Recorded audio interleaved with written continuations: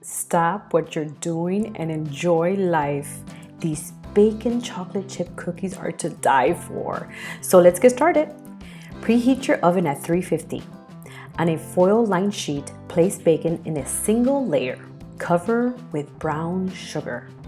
That is so satisfying. Bake for 30 minutes until crispy.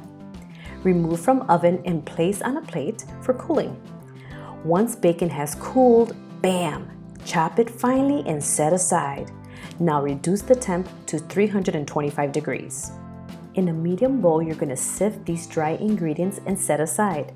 Let's get that mixture started on medium speed and start adding little by little.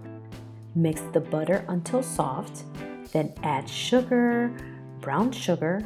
Let's get some vanilla on there, as well as 2 eggs. I use Ener-G egg replacer. Add the dry ingredients. This will evenly disperse the raising agents and sugars throughout, which is important for an even batter. Now, if you see that the batter sticks to the side, stop the mixer, spoon with a spatula, then mix again. Now pour your favorite chocolate chips. I like these allergy-friendly semi-sweet chocolate chips from Enjoy Life. The final ingredient will be those candied bacon bits. I hope you didn't eat them all.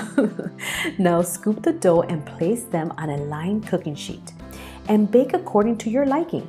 15 minutes will come out softer and 17 minutes will come out harder. Now remove from the oven and let them sit for an hour to cool. Don't be tempted to dig into them yet. Trust me, the wait is worth it. I store them in the refrigerator and they are even better the next day.